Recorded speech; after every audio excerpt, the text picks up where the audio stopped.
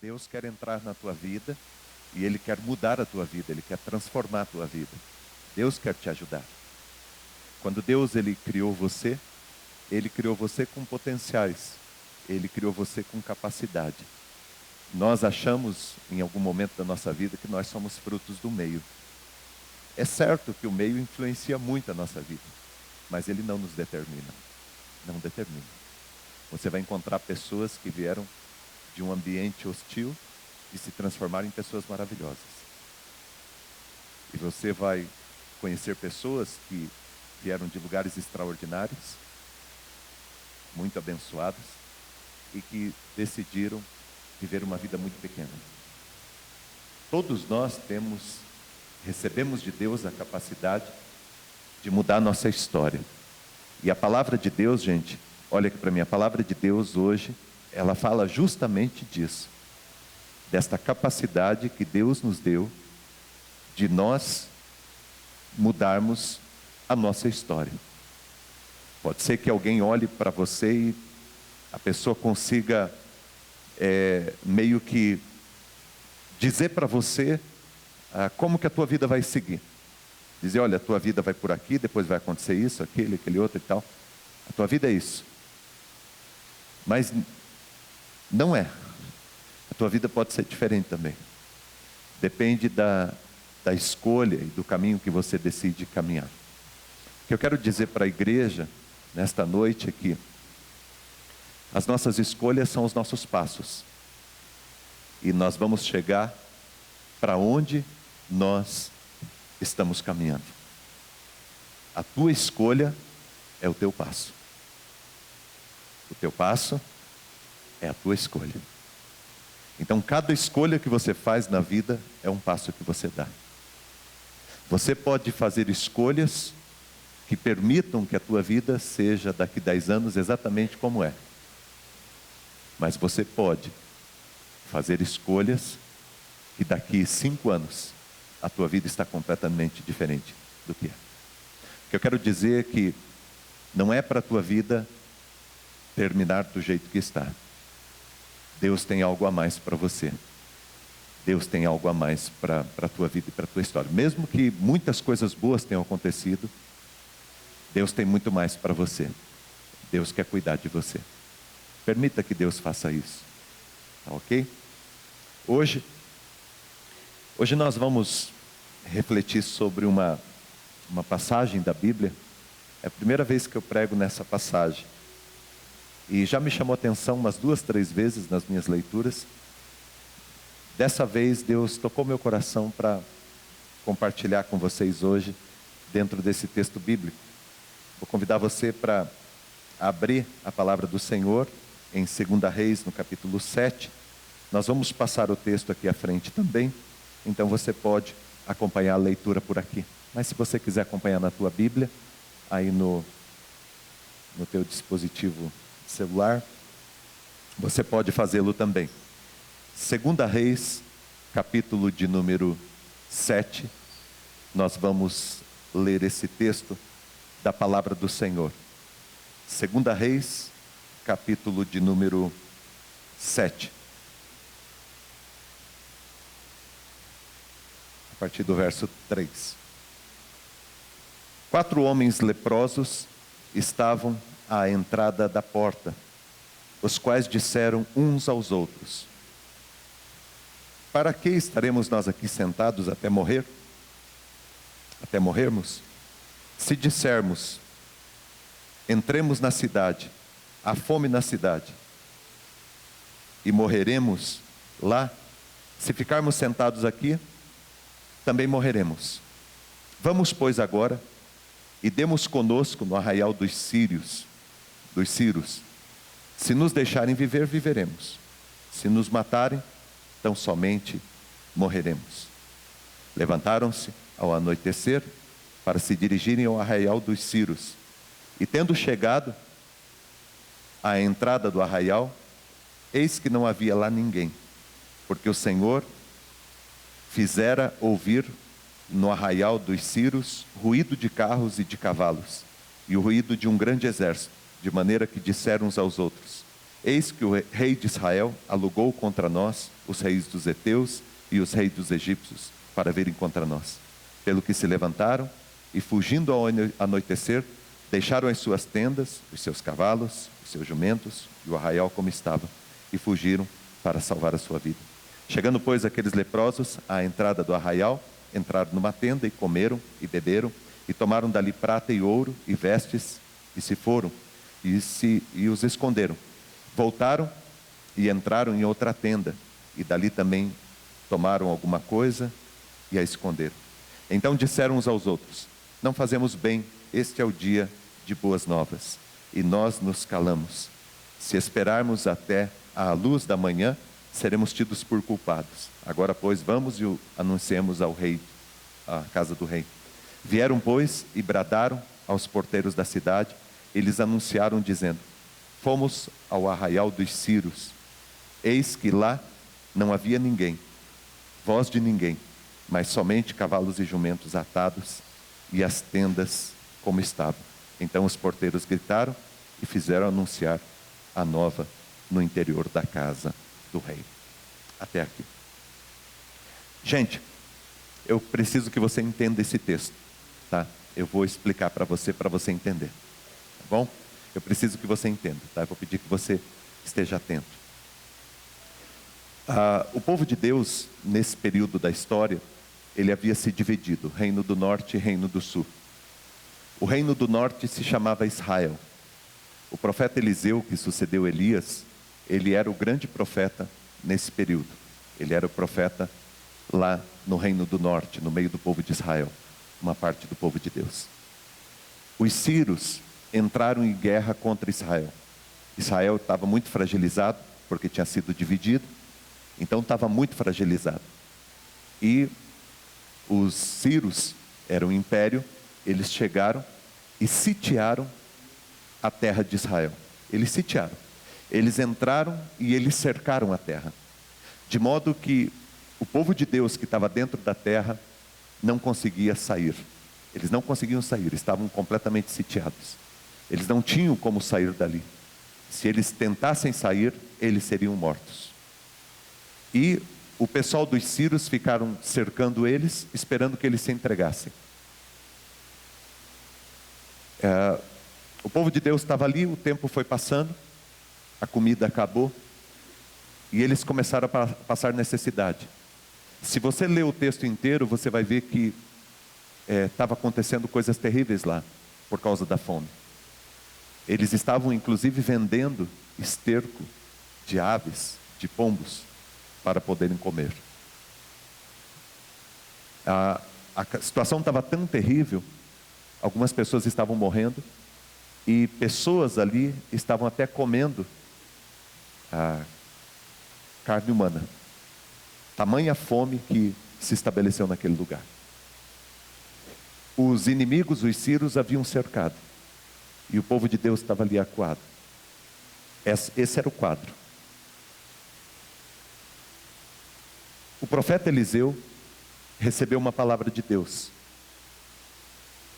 E a palavra de Deus foi a seguinte: amanhã eu vou mudar a situação de vocês. Eu vou libertar vocês. Essa foi a palavra de Deus para o profeta Eliseu. Os soldados do rei não acreditaram na palavra de Eliseu. Não creram na palavra de Eliseu. Falaram: não, isso aí não vai acontecer. Nós estamos perdidos. Então esse era o quadro.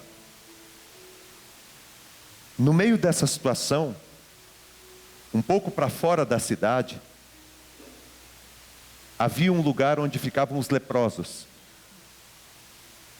Os leprosos, eles eram tirados de dentro da cidade.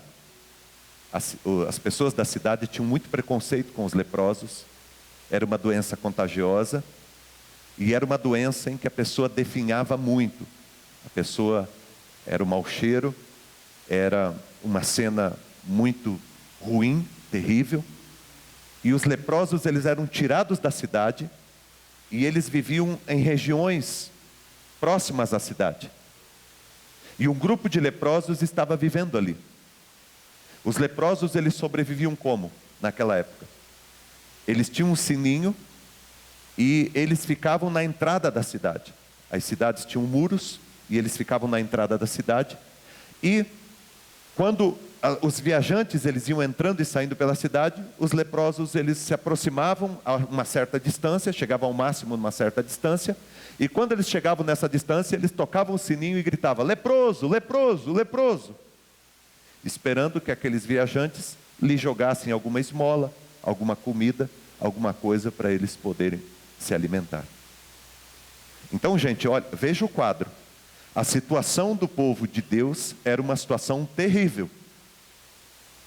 E dentro dessa situação terrível, tinha uma situação mais terrível ainda, que era a situação do pessoal dos leprosos, das pessoas que estavam enfermas, com lepra.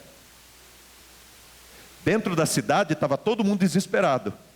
Eles não tinham como sair. Eles estavam cercados. Havia uma palavra de Deus de que Deus os libertaria, mas eles não acreditaram. Fora da cidade, no meio do povo leproso, 4 leprosos estavam sentados. Eu imagino eles sentados numa pedra, em algum lugar, conversando, com muita fome também, porque eles viviam de pedir, de esmola. Então você imagina, se ninguém está entrando e saindo da cidade, a situação deles está tão complicada quanto a situação de quem está dentro da cidade, até mais. A situação deles estava muito difícil. E esses 4 leprosos, eles começam a conversar entre si. Gente, presta atenção, porque a conversa deles é muito interessante. Eles dizem, olha a conversa deles, um com o outro. Olha, a nossa situação é a seguinte: nós vamos morrer mesmo. Nossa situação é muito complicada. Nós vamos morrer mesmo. Então, vamos fazer o seguinte: vamos levantar daqui e vamos lá no meio dos ciros. Olha só, vamos lá onde eles estão, montaram as tendas deles, e vamos pedir que eles nos deem comida. Vamos pedir ajuda para eles. Aí um outro falou assim: mas como que a gente vai pedir? Se a gente se aproximar, eles vão matar a gente. Aí o outro disse assim: mas morrer lá e morrer aqui, qual a diferença? A diferença talvez seja alguns minutos, talvez seja alguns dias. Mas morrer lá e morrer aqui, nós temos que tentar fazer alguma coisa. E eles então falaram: bom, então vamos. Eles se levantaram e foram. Quando eles chegaram lá nas tendas, aonde estavam os ciros, que estavam cercando a cidade do povo de Deus, eles perceberam que não tinha ninguém. Não tinha ninguém. O que Deus tinha feito? Deus tinha, os ciros estavam deitados, descansando, e Deus fez com que um barulho aparecesse. E eles ficaram com muito medo daquele barulho e fugiram, porque eles acharam que era um outro exército que estava vindo para ajudar o povo de Israel. Eles falaram: olha, os caras, eles marcaram com alguém, e alguém está vindo ajudar eles, nós precisamos sair daqui. E saíram correndo. Só que quando eles saíram correndo, gente, eles deixaram as roupas, eles deixaram a prata, o ouro que eles tinham, e eles deixaram um monte de alimento. Presta atenção, gente. Os 4 leprosos decidiram fazer alguma coisa. Vamos tentar fazer alguma coisa. Ah, mas a chance é 0,001. Mas é uma chance. Vamos tentar. E foram. Quando eles chegaram lá, Deus tinha cumprido a palavra que Deus deu para Eliseu, de que Deus libertaria o povo no outro dia. Quando eles chegaram lá, eles perceberam que os ciros tinham fugido. E eles estavam com tudo aquilo para eles. O texto bíblico diz que eles comeram, se fartaram, juntaram as coisas, pegaram prata, pegaram ouro, levaram para o seu acampamento. Mas quando eles estavam chegando no acampamento, eles conversando entre eles, falaram: olha, a gente não pode guardar isso só para nós. Nosso povo está passando fome. Gente, presta atenção. Porque eles poderiam dizer: ah, o pessoal deixou a gente para fora da cidade, o pessoal fez mal para a gente, o pessoal ferrou a gente. Agora, eles que se virem. Agora eles que se virem lá. Não vamos falar nada não. Mas eles não fizeram isso. Eles falaram: hoje é dia de boa nova. Deus nos deu uma graça. Tem muito mais do que nós precisamos. E se tem mais do que nós precisamos, por que não ir e não avisar o rei, para que eles também venham se alimentar? E eles foram até as portas, gritaram, anunciaram, e naquele dia, o povo de Israel foi abençoado e foi liberto. E eles puderam comer e puderam restabelecer a sua vida. É uma história maravilhosa que traz para nós alguns princípios, e eu quero compartilhar com você. Alguns princípios dentro desse texto que nós compartilhamos. Só o texto já é enriquecedor. Só o texto já nos ajuda a viver. Mas existem algumas lições que eu tirei desse texto que eu quero compartilhar com você. Primeira lição: utilize a sua capacidade de raciocínio, reconheça o problema e procure uma solução. Utilize a sua capacidade de raciocínio. Quando a gente está passando por uma dificuldade, por um problema, e esse problema é grande, já percebeu que a gente tem dificuldade para pensar? A gente tem dificuldade para refletir? Às vezes nós estamos tão inundados na nossa dificuldade, no nosso problema, que a gente não para pensar. Deus nos deu capacidade para pensar. Por mais que você pareça que o teu quadro seja terrível, mas não pare de pensar. Não pare de raciocinar, de tentar construir algum caminho, alguma ideia. Eu fico imaginando que se esses homens estivessem separados, muito provavelmente o fim deles teria sido aquele mesmo. Mas a partir do momento que eles começaram a aconselhar um ao outro, a partir do momento que eles começaram a pensar, a refletir, eles tiveram uma ideia. Porque, gente, presta atenção, a tua situação talvez você diga, pastor, é que você não sabe a situação que eu estou. Gente, eu não sei qual a situação que você está, mas eu imagino que a situação daqueles 4 era muito pior do que a minha e do que a sua. Por pior que seja o teu quadro, mas imagina bem a situação desses caras. Eles viviam no meio de um povo que estava passando por uma situação extrema, de pressão, de prisão, de cadeia, de fome, de miséria, de dificuldade, algo que era insolúvel aos olhos humanos. Eles estavam passando por uma situação muito difícil, o povo deles, e além disso, eles ainda sofriam uma situação muito difícil em relação ao povo. O povo dentro da cidade estava passando por uma situação difícil, e eles estavam numa situação pior, porque nem na cidade eles estavam. Aliás, eles tinham sido chutados pela cidade para fora. A situação deles era muito complicada. E numa hora dessa, às vezes, a única coisa que a gente não faz, que era o que a gente deveria fazer, é parar para pensar. Quem sabe não está na hora de você começar a raciocinar um pouquinho, a pensar um pouquinho a tua situação. Você já percebeu que quando a gente não para pensar, a gente vai se complicando? E a gente vai arrumando um problema pior que o outro. Quando a gente não para, aquela dívida nossa que era pequena vai tomando uma proporção muito maior, porque a gente não para pensar. Quando a gente vai buscando uma solução de maneira aleatória, como que tirando sorte. Eu faço alguma coisa, não deu certo, faço outra, daí não deu certo, eu faço outro, não deu certo, eu faço outro, não deu certo. Quando eu vejo aquele problema que era desse tamanho, agora está desse tamanhão. Aquela situação que dava para resolver no começo, agora ficou muito mais complicada. Por quê? Porque eu não parei para pensar. Aquela situação no casamento que podia ter sido resolvida, não foi. Nós não raciocinamos, nós não pensamos, nós não conversamos. Sabe quando a gente vive muito de emoção e a gente não para conversar? Quando a gente deixa uma situação, às vezes, de distanciamento do casamento, de relacionamento, a gente deixa isso crescer. Quando a gente vai tomando decisões na nossa vida sem pensar, sem refletir, sabe? Eu não sei qual que é a situação que você está na tua vida, mas uma coisa eu sei: Deus te deu capacidade para pensar. Eu imagino que seja exatamente isso que Jesus fez, quando Jesus falou para os discípulos. Jesus estava um dia inteiro ensinando, estava umas 9 horas pregando, as pessoas estavam com muita fome. E os discípulos, meio incomodados, um comentando com o outro, falando: tem que mandar esse povo embora, senão vai começar a gente passar mal de fome aqui. E Jesus, uma hora, olha para os discípulos e diz assim: o povo está com fome, vocês precisam dar de comer para o povo. E o povo olha para Jesus e diz: mas nós não temos como. O que a gente faz? Vamos despedir o povo. Jesus diz, não, dê de comer para o povo. O que Jesus estava querendo fazer, ao meu ver, é fazer com que as pessoas parassem para raciocinar, para pensar. Porque é muito fácil você chegar e falar, manda o povo embora. É muito fácil. Mas nós precisamos de pessoas que vão um pouquinho além. Nós precisamos, talvez a tua família, a tua casa, talvez teu casamento, talvez dentro da tua casa precisa de alguém que reflita, alguém que tome a decisão de pensar, de raciocinar, de conversar, de ver o que dá para fazer. Mesmo que aparentemente o que dá para fazer não vai chegar a lugar nenhum, porque o que eles tomaram a decisão de fazer não ia levar eles a lugar nenhum.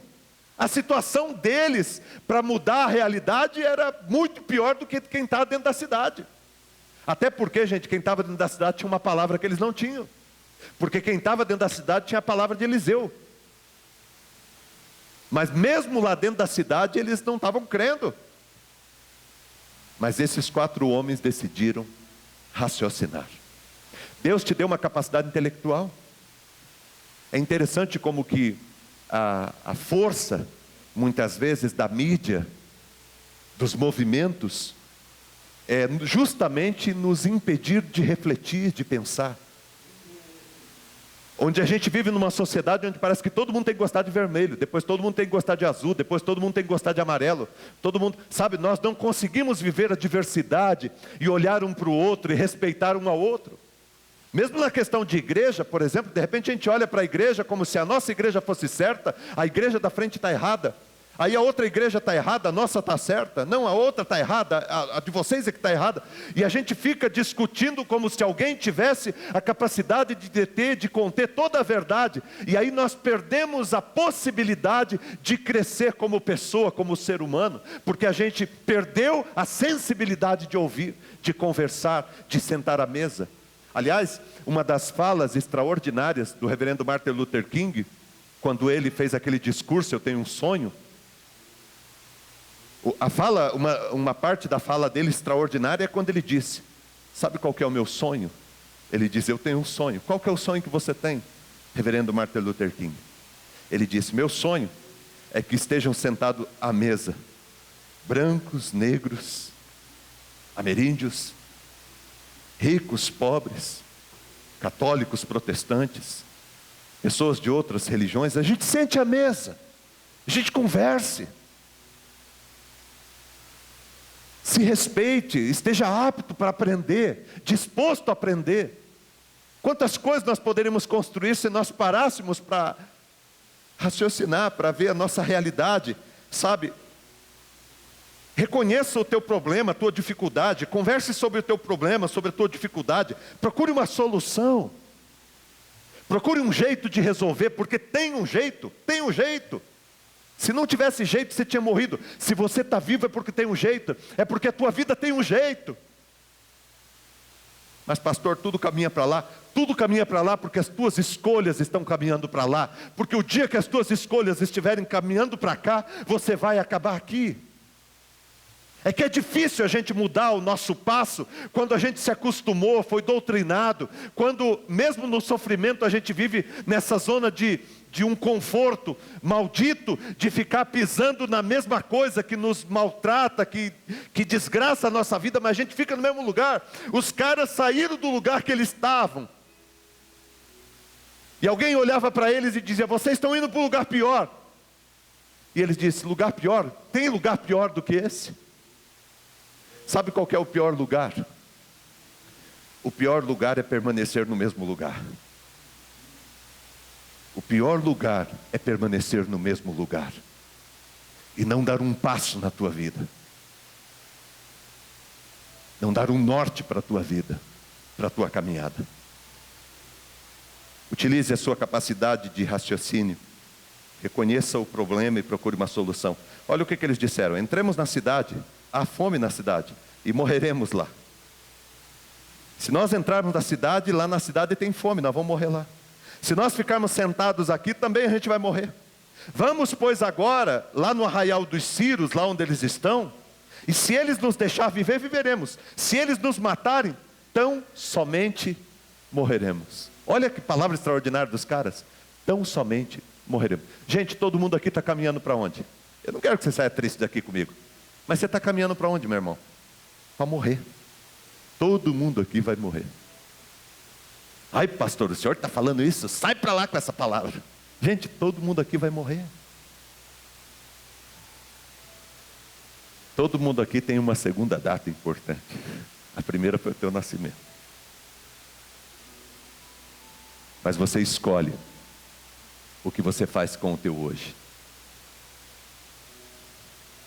Você escolhe as escolhas que você faz é que vão dar o norte da tua vida. Esses 4 homens, eles falaram, gente, se a gente ficar aqui a gente vai morrer. Se a gente for para lá provavelmente vai morrer. Vamos nos mover, vamos sair do nosso lugar. Vamos sair da nossa zona de conforto. Vamos nos mover, vamos nos movimentar. A outra lição que esse texto ele apresenta para nós tem justamente a ver com essa primeira, que é a decisão de correr risco. Porque, gente, você não vai fazer nada interessante na vida se você não correr um risco. Você sabia que tem gente que não faz vestibular porque corre o risco de não passar? Você sabia que tem gente que às vezes não conseguiu casar com a mulher da sua vida ou com o homem da sua vida porque ficou com medo, achou que a pessoa ia dizer não e a pessoa ia dizer sim? Sabia que já aconteceu isso? Mas porque a pessoa não teve a coragem de correr risco. Quando você vai fazer uma corrida, o Kiko aqui que corre, está correndo ainda, Kiko. Quando você vai fazer uma corrida, você tem um projeto, né? De repente não é chegar em primeiro lugar e tal, de repente eu quero chegar entre os 300, depois eu quero chegar entre os 200, eu quero chegar entre os 100, quero chegar entre os 50. Você tem, mas você corre um risco. Quando você decide vir falar em público, você corre um risco de não dar certo, de passar vergonha. Quantas vezes eu vim aqui e não deu certo? Saí de cabeça baixa, envergonhado. Eu sempre digo que se você tiver um dia que pagar um mico, já faz um gorila logo. Que se não der certo, pelo menos fica engraçado. O cara foi lá, eu pensei que o cara ia pagar o maior mico, o cara fez um gorila. Ué, faz acontecer. É a tua hora. Faz a tua vida acontecer. Esses camaradas aqui, eles decidiram correr um risco. Gente, para ficar onde você está hoje, você está gostando de onde você está hoje? Se você está plenamente satisfeito, beleza. Mas se você tem sonho, se você tem um projeto de vida, vamos para cima. Vamos tentar fazer acontecer. Vamos dar um norte para a nossa vida, vamos sonhar junto, sabe? Tudo que você vai ver aí que aconteceu, você vai descobrir que o camarada, ele correu risco, teve coragem. Ah, pastor, mas o cara tá... Gente, 90% desses caras que você vê e que você admira, eles mais erraram do que acertaram. Mas eles tiveram a coragem de correr o risco. De viver pela fé, de viver o reino de Deus. Assumir o risco de viver uma vida centrado numa palavra. Pegar a tua vida e colocar a palavra de Deus como centro da tua vida. É uma escolha que você faz. Presta atenção, gente. Tome a decisão de mudar a tua história, de raciocinar, de pensar. Mas não é só pensar. Você precisa correr riscos. Você precisa se expor de alguma maneira. Sabe essa coisa de ter muita vergonha, tem muito medo, tem muito isso, tem muito aquilo. A gente perde muito na vida.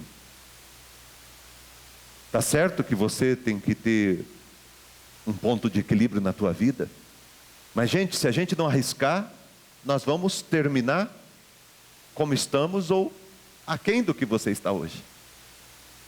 Se você quer ir para frente, você precisa arriscar. Esses caras arriscaram.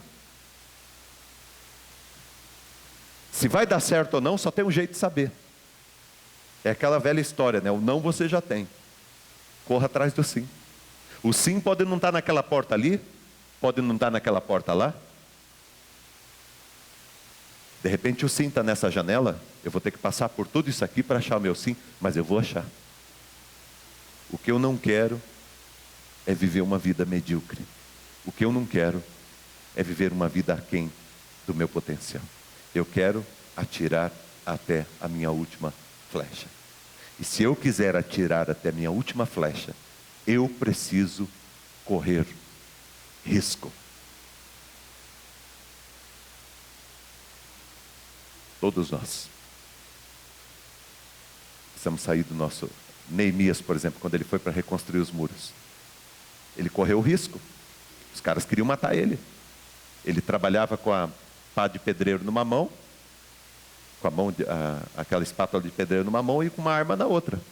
Porque tinha os inimigos que se levantaram contra ele, pessoas que se levantaram. Gente, o que mais tem é pessoas que se levantam contra alguém que quer fazer a vida acontecer. Sabe, ninguém bate em cachorro morto, né? Já ouviu falar? Ninguém bate em cachorro morto. A partir do momento que você começa a se levantar na vida, tem gente que começa a falar mal de você. Você começar a caminhar, começar a projetar alguma coisa, primeira coisa, teu cunhado vai visitar você e já vai falar. Às vezes, tem pessoas que se levantam e que falam mesmo. Se está falando de você, talvez é porque você esteja no caminho certo, muito provavelmente é porque você está no caminho certo. Você decidiu levar a tua família a sério, levar teu casamento a sério, você decidiu vencer um vício, você decidiu mudar a tua vida financeira, você decidiu mudar a tua vida profissional, fazer um curso, começar uma empresa, você decidiu sair da tua zona de conforto, pode ter certeza que gente vai se levantar contra você. E é um risco. Quando Davi foi lutar com Golias, um risco. Quando Sadraque, Mesaque e Abdenego decidiram ficar firmes, um risco. Eles mesmos falaram, olha, se Deus quiser nos livrar, Ele nos livra. Se Ele não quiser, Ele não livra. É um risco. Nós não podemos, irmãos, ficar tímidos diante da vida e das possibilidades que estão diante de nós. Sejam elas quais forem, sejam as mais absurdas que forem. Era uma questão absurda a decisão desses 4 homens. Mas o que eu faço? Eu vou morrer aqui ou eu vou tentar alguma coisa? Ah, mas se tentar alguma coisa vai ter risco. Que risco? Se a gente ficar aqui vai morrer do mesmo jeito?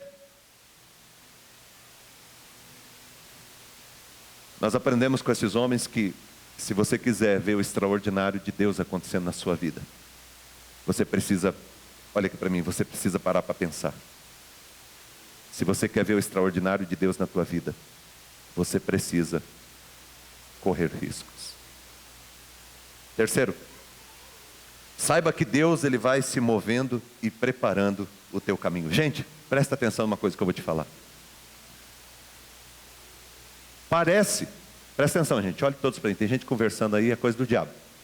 É mesmo, é coisa do diabo. Olhem todos aqui para mim. Pode parecer que não tem nada a ver. Gente, parece que não tem nada a ver, porque os 4 caras estavam lá num lugar difícil, num povoado. Os quatro doentes estavam lá, leprosos, no fim da vida. E dentro da cidade, Deus falou através do profeta Eliseu: amanhã eu tiro a fome e a miséria e a prisão de vocês. Amanhã eu vou libertar vocês. Parece que não tem nada a ver. Mas presta atenção no que eu vou te dizer, meu irmão e minha irmã que está aqui. Deus, Ele está se movendo na tua frente.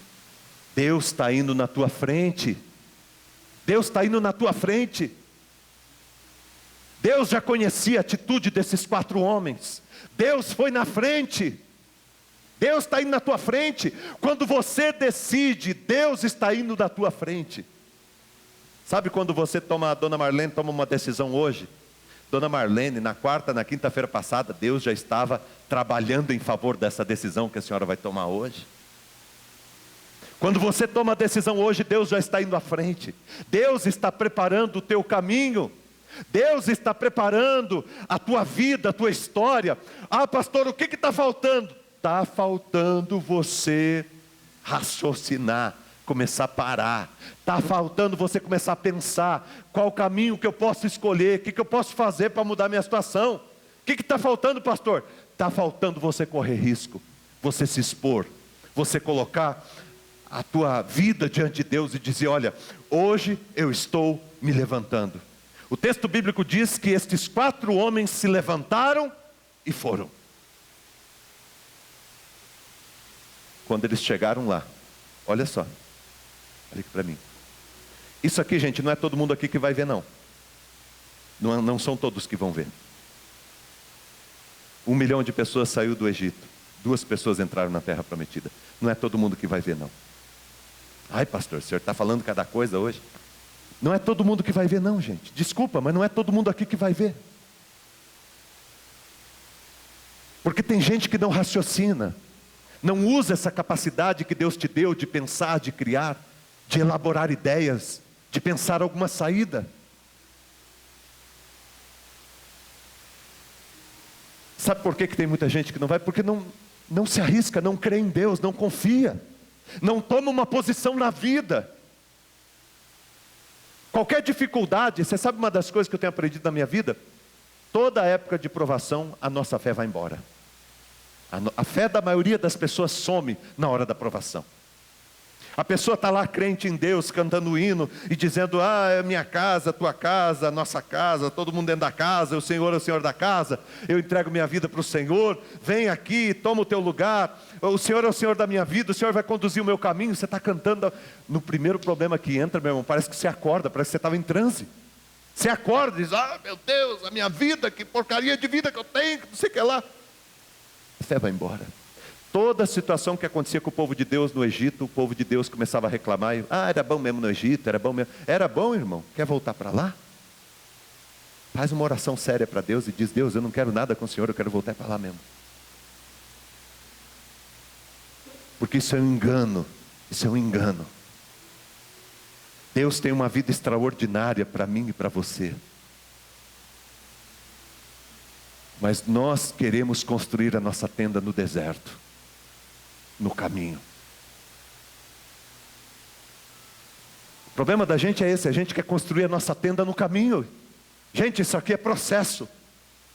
Isso aqui é processo, o que nós estamos vivendo é processo. Deus tem muito mais para nós. Esses 4 homens estavam doentes, passavam por muita dificuldade, por muita luta. Mas eles decidiram parar um pouquinho para pensar. Porque esses lugares, geralmente, as pessoas só falam de problema, né? Problema daqui, problema dali, problema de lá. Eles falaram em problema, mas eles falaram em solução. Mas o que a gente pode fazer? Chega para a tua esposa hoje em casa e pergunta para ela: o que a gente pode fazer? Chega para o teu namorado, para a tua namorada, chega para o teu colega de trabalho, para o teu patrão, para os teus funcionários, e pergunta: o que a gente pode fazer? O que a gente pode fazer? Porque às vezes, gente, olha aqui para mim, uma ideia que parece absurda é a solução, é o caminho. A gente precisa colocar a cabeça para pensar. Ai, pastor, mas eu não sou muito inteligente. Eu lembro de uma história que eu ouvi uma vez das caixinhas de pasta de dente de uma empresa que tem as caixinhas de pasta de dente. E aí eles estavam com muito problema, muita reclamação, porque muitas caixinhas estavam indo vazias, porque era uma máquina que colocava dentro da caixinha a pasta de dente, e estava falhando muito. Então tinha muitas reclamações, eles estavam perdendo clientes, e eles começaram que jeito que a gente vai arrumar a solução? Eles decidiram comprar uma máquina. Pagaram lá uma fortuna, R$1 milhão numa máquina, trouxeram a máquina da China, veio os técnicos para ensinar a usar e tal, os caras ficaram lá 2 meses no hotel, pagando a empresa para os caras dar o curso, ensinar como é que funcionava a máquina, era muito complexa e tal. A máquina ia fazer funcionar 100%, nenhuma caixinha ia vazia. Beleza.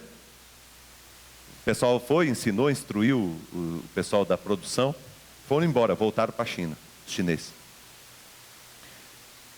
Passou-se uns 4 meses, eles perceberam que o resultado realmente tinha acontecido, e eles foram reunir os funcionários e foram perguntar para eles como é que estava, como que eles elaboraram tudo, como que eles fizeram. E aí perguntaram para eles, os funcionários estavam todos sentados, os patrão tudo ali, animado com o resultado.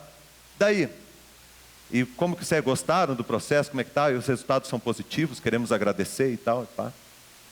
Aí os funcionários esperaram eles falar. Quando eles terminaram de falar, o funcionário falou para eles assim, um funcionário levantou a mão e falou: olha, é o seguinte, a gente tem que confessar. Os caras vieram montar a máquina é muito bonita, Os caras falam uma língua diferente, muito difícil de entender os caras. Esse cara aqui 2 meses tentando explicar para nós como é que funcionava. Esse negócio é muito difícil. E aí tem um colega nosso, um funcionário, que ele teve uma ideia. Ele foi lá naquelas lojas de coisa chinesa, comprou um ventilador e colocou o ventilador na esteira. E aí na hora que ia passando as caixinhas que estavam vazias, o ventilador, o vento jogava.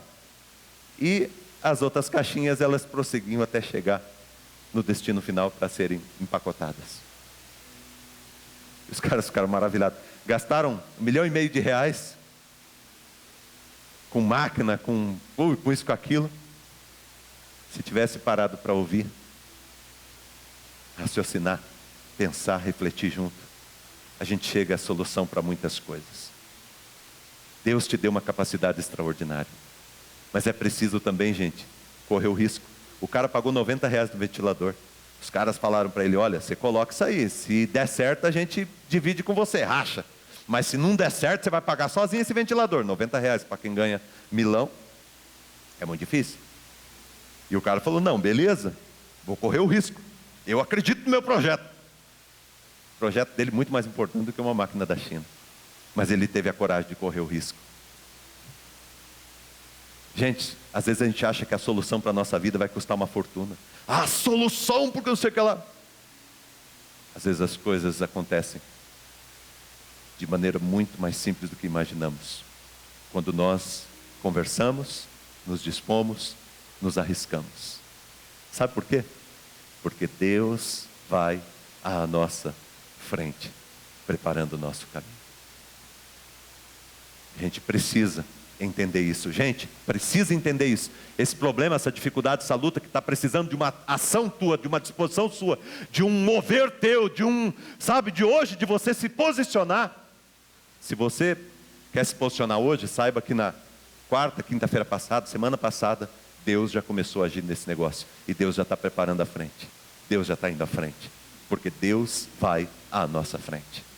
O pastor é aquele que vai à frente das suas ovelhas. E a última lição que eu quero trazer com esse texto, que é fantástica, é esta: escolha vencer as dificuldades emocionais e partilhar.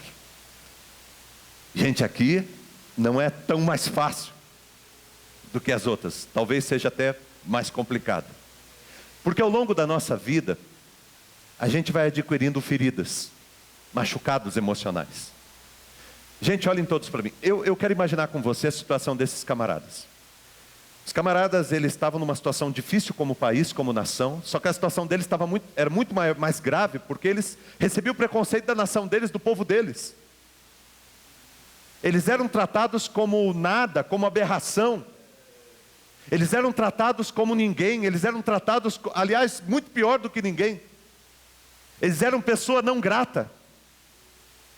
Eles eram pessoas que não eram agradáveis. Não havia nenhum interesse de ninguém pela vida deles. Eles não significavam nada, eles eram considerados um peso. Olha a situação emocional que esses caras traziam. Abandonados pela família, abandonados pelo Estado, abandonados por todo mundo. E muitas vezes se sentindo até abandonados por Deus, porque doente. Por que, Deus? Por quê? Sentir abandonado por Deus. Mas de repente esses caras recebem uma graça. E eles não deixam o coração deles enfermar eles. Porque por mais que eles tivessem limitações físicas, enfermidades físicas, a pior doença é aquela que está dentro da gente.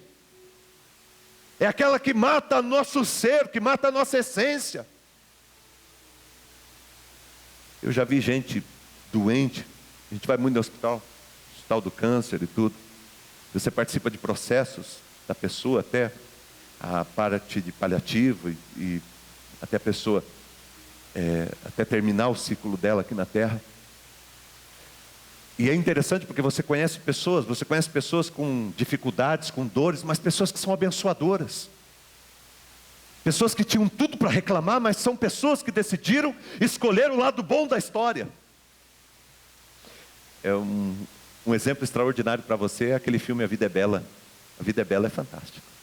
Porque a vida é bela, com toda aquela situação, o pai, ele consegue construir na vida do filho um outro olhar. Um outro olhar. Foi mais ou menos isso que os 4 caras fizeram. Eles construíram um outro olhar.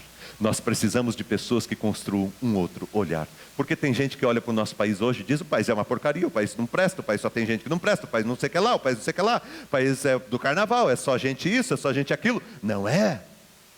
Nós precisamos de alguém que conte uma outra história. Aliás, se você for procurar profundamente, dentro da filosofia, né, dentro da antropologia, presta atenção, gente. Você vai descobrir que todo povo, toda nação, é o resultado de uma história que foi contada. Todos nós somos frutos de uma história. Alguém contou alguma história que nós acreditamos. Só que o mais bonito que tem é que essa história que alguém contou para você, ela não é determinante. Ela pode ser muito forte, mas ela não é determinante. Tem até um cântico que nós cantamos muito tempo na igreja, agora esses últimos anos, que dizia assim: uma nova história Deus tem para mim, um novo tempo Deus tem para mim. Tudo aquilo que perdido foi, Deus vai me trazer de volta. Deus tem um tempo novo para a tua vida, para a tua família e para a tua casa. Pastor, mas irmão, contaram uma história para você. Mas essa história que contaram para você não é a verdade. Tem uma história melhor.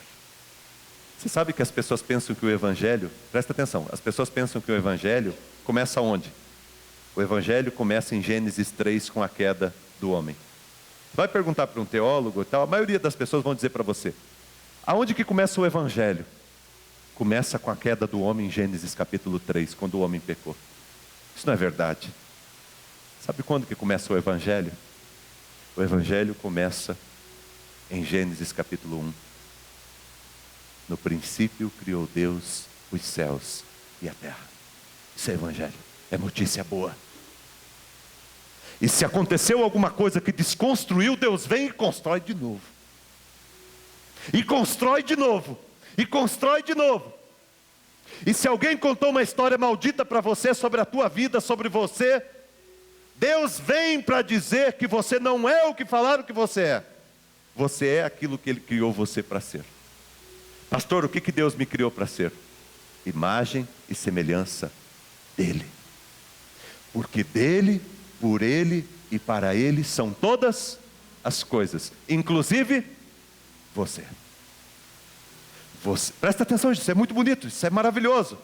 Porque dEle, por Ele e para Ele são todas as coisas, incluindo você.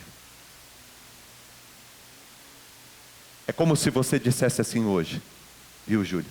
Como se você dissesse assim hoje: dele, eu sou dele, eu fui feita por Ele e eu fui feita para Ele. Eu sou de Jesus, eu fui feita por Jesus e eu fui feita para Jesus. E você acha que Jesus ia fazer alguma coisa ruim para ele? Não. É uma história que nos contaram, nos enganaram. Por isso que a Bíblia diz que o diabo é o pai da mentira. Ele veio para mentir. E ele tem mentido sobre muitas coisas. E ele tem mentido muito para você. E ele tem falado muita bobagem ao teu coração. Muita coisa que não é verdade. E que você precisa abrir os teus olhos para aquilo que Deus tem para você. Esses 4 homens, eles não deixaram o coração deles envenenar por conta das afrontas, dos desmandos e das circunstâncias adversas que eles viveram nessa vida. Mantiveram o coração deles puro e limpo. Ainda que o corpo deles tivesse sido cercado por chagas, o coração deles era limpo. E eles decidiram partilhar. Gente, vou terminar, mas olha o que esses caras fizeram. Eles chegaram para aqueles que fizeram mal para eles. Eles podiam ter falado assim: a gente não, né? Porque nós aqui não. Mas a gente podia falar assim: Ah, agora vocês que se ferrem. Agora nós estamos bem. Agora vocês vão comer daquilo que vocês cozinharam. Agora vocês vão colher aquilo que vocês plantaram. Agora eu quero o mal de vocês. Agora nós vamos assistir de camarote vocês. Eles podiam ter dito isso. Mas eles decidiram ir pelo caminho dos sábios. Eles decidiram ir pelo caminho de Cristo. Vamos voltar e contar para todo mundo. Porque um monte de gente pode ser abençoada com esta notícia. O dia que você encontrar um caminho, meu irmão, não guarde para você. Reparta. Aliás, alguém disse, termino aqui, ó, alguém disse assim que evangelho, o que é evangelho? Evangelho é o mendigo, presta atenção, pode subir para essa louvor. Evangelho é um mendigo que está com muita fome. Olhem aqui para mim, tá? Deixa o pessoal lá, olhem aqui para mim. O que é evangelho? Evangelho é um mendigo que está com muita fome, junto com outro mendigo, estão com muita fome, e eles estão ali perecendo, alguns nem força mais para se levantar tem, tamanho desânimo, frio, e de repente um deles diz: nós precisamos fazer alguma coisa, eu vou sair para ver se encontra alguma coisa. E ele então se levanta, e ele sai naquela noite fria, e quando ele sai na noite fria, obrigado, quando ele sai na noite fria, ele vai perambulando pela estrada, pela cidade, e quando ele está passando por um lugar, havia tido uma festa, e as pessoas não foram, todo mundo não foi, sobrou muitos pães. E aquele camarada que tomou a decisão de levantar-se, convidou outros que não foram, ele vê que tem muitos pães que estão ali, que foram colocados dentro de uma caixa para fora. E ele corre, começa a comer aqueles pães, mas comendo aqueles pães ele lembra que tem outros que também estão com fome. E ele decide ir chamá-los, correr até onde eles estão e dizer: eu encontrei pão, venham comigo. Eu espero, gente, sinceramente, que toda vez que você encontrar pão, você corra e você ofereça a alguém. Porque sabe por que você está aqui hoje na igreja? Porque o mendigo te encontrou em algum lugar e te ofereceu pão. Por isso que você está aqui hoje. Você também estava com fome, hoje você está aqui. E agora, eu peço que você faça o mesmo caminho. E que você também, ao sair daqui, não apenas reflita sobre tua vida para achar uma solução. Não apenas decida correr mais risco. Não apenas creia que Deus está indo na tua frente, preparando teu caminho. Mas eu quero, em nome de Jesus, que você também, toda vez que você encontrar pão, você compartilhe com outras pessoas. Compartilhe o teu sucesso, a tua vitória, o que você tem recebido. Se você tem 2 blusas e tem alguém passando frio, empresta uma, dê uma. Se você tem alguma coisa que pode ajudar alguém, ajude. Esse é o caminho do enriquecimento. Esse é o caminho da prosperidade, da felicidade. O dia que a gente se torna alguém na vida de alguém. É isto que importa. O dia que você se tornou alguém na vida de alguém.